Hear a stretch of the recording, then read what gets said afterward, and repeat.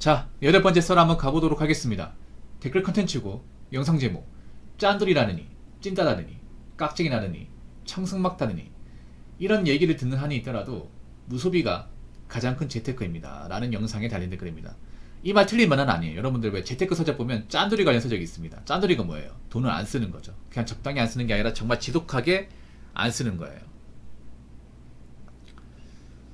보통 경기가 안 좋으면 이런 짠돌이 짠순이 관련 책들이 좀 인기가 많습니다. 자린고비. 근데 앞으로 경기가 안 좋으면 사람들이 이제 좀 돈을 짜게 쓸 거예요. 알아서 짜게.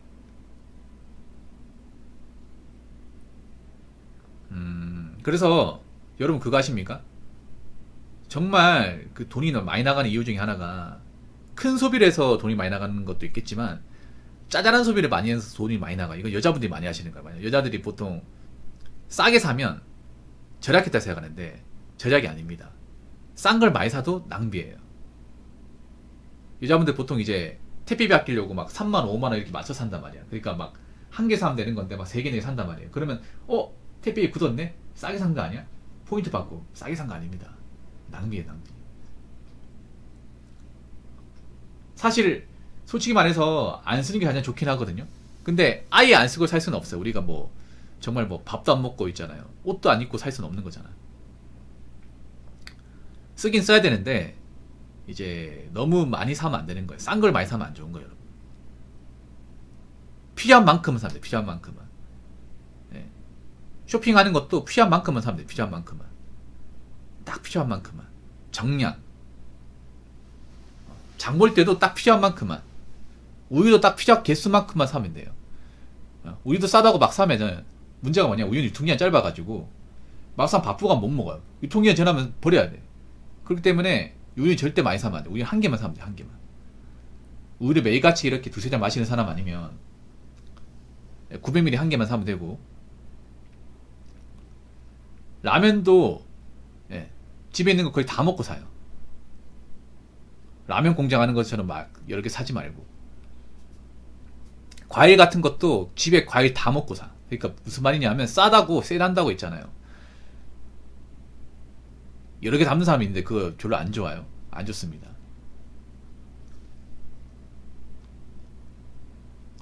그리고 이제 쓸데없는 거 안 사는 거 제일 중요합니다. 예쁜 쓰레기 같은 거 많거든. 보통 예쁜 쓰레기는 남자분들보다 여자분들 많이 삽니다. 아무리 예뻐도 쓰레기는 쓰레기예요. 어차피 공간만 차지하고 이런 것들.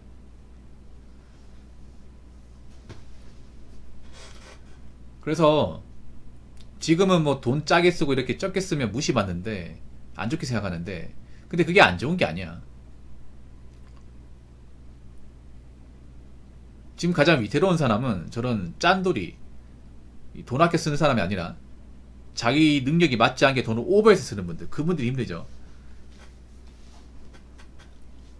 사실 이 소비라는 게 무서운 게 뭐냐면 소비를 너무 높게 올려버리면 안 내려가요.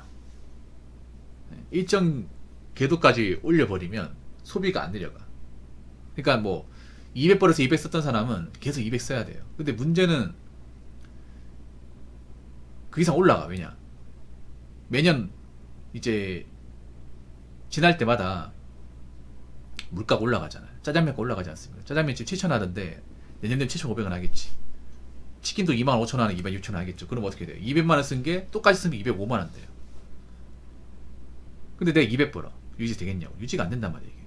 그렇다고 내가 지금 심각하네, 돈이 없네, 이러다가 내가 진짜 굶어 죽겠다 싶어서 줄이려고 해도 잘 안 줄여져요, 이게. 소비라는 게.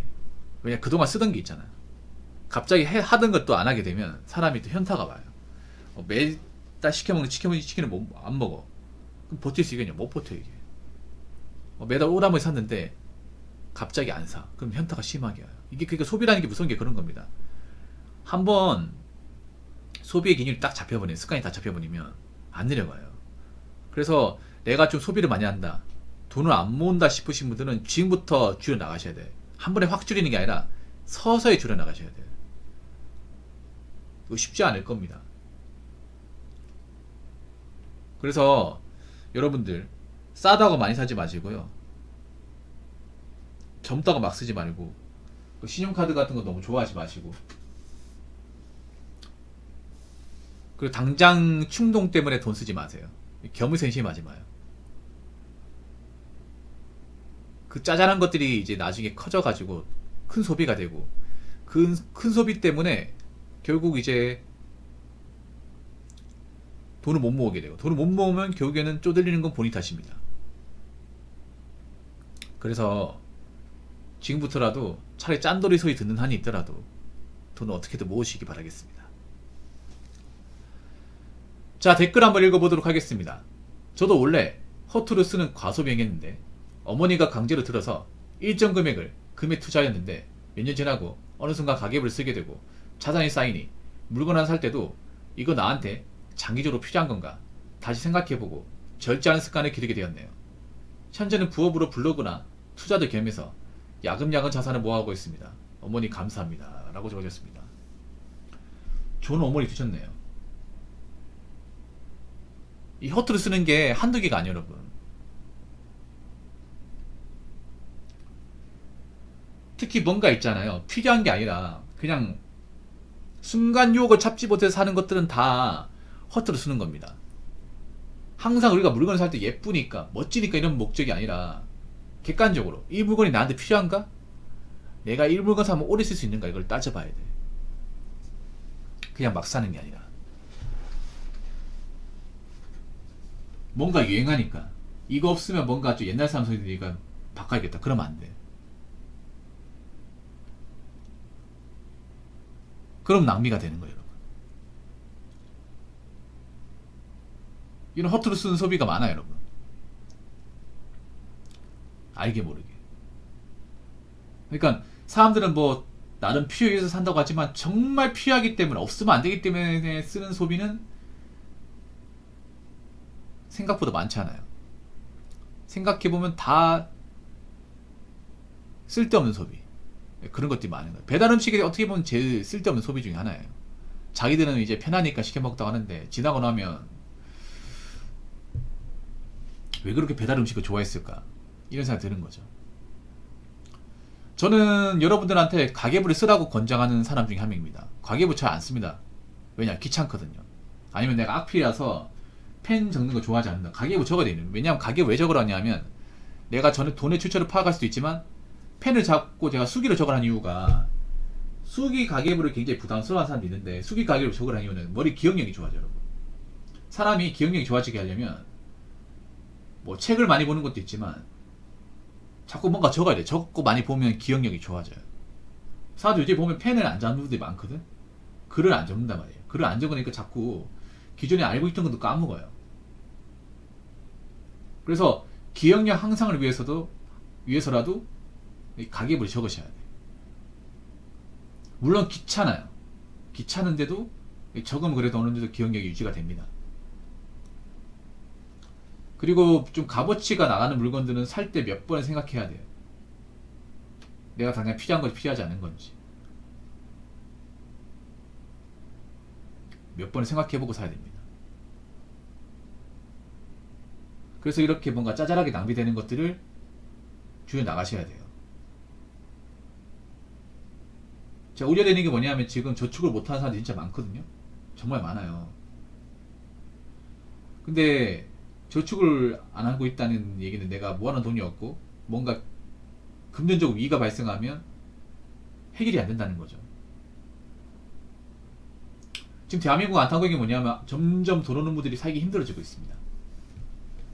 돈 없고 가지고 없는 사람이 점점 버티기 힘들어지고 있어요.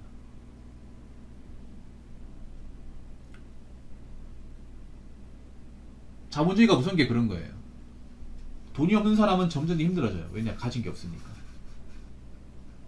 자, 늘상 얘기하죠. 돈이 생명줄이라고.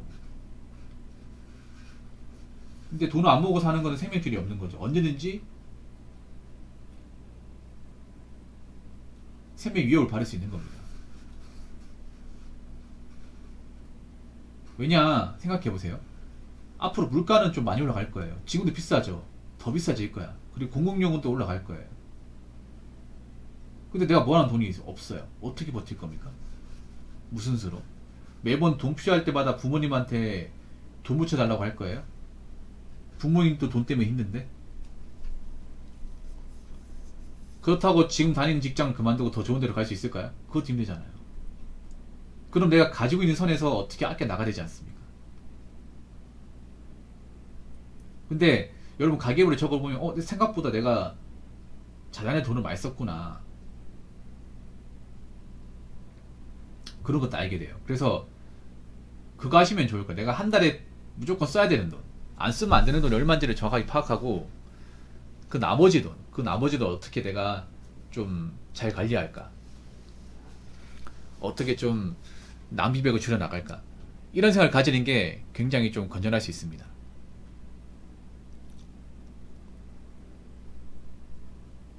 사실 제가 우려되는 게 뭐냐면 지금 젊은 층들이 어떤 그런 소비 수준이 너무 많이 올라갔어요. 예. 사실 돈을 모아도 미래가 딱히 안 보이는 건 사실이거든요. 근데 돈마저 안 모은다면 정말 힘들어. 나이 먹어서 힘들다니까. 근데 돈을 안 모으면 분들 버티기 힘들어요. 이게 물건가 올라가고 이제 전기세 올라가면 누가 힘들어요? 없는 사람들이 힘들죠. 없는 사람들이. 그래서 내가 지금 모아놓은 돈이 없다, 내가 지금 버는 게 많지 않다, 그런 분들은 더 좀 소비를 꼼꼼하게 좀 신경 써야 됩니다. 그래서 지금 이 얘기 듣는 분이 있으면 차라리 짠 소리 들어요. 짠 소리 들으십시오. 뭐 남들이야 뭐 핀잔 소리 몇 번 들으면 됩니다. 내가 잘 사는 게 중요해요. 내가 인생 꼬꾸라지지 않는 게 중요하니까 앞으로 필요 없는 좀 소비는 하지 마시고, 낭비돼 있는 거 있으면 줄이고, 사치 같은 거 어떻게 줄여가지고 최대한 좀 자산을 좀 많이 모으시기 바라겠습니다. 자, 이상으로 8번째 썰 마치도록 하겠습니다.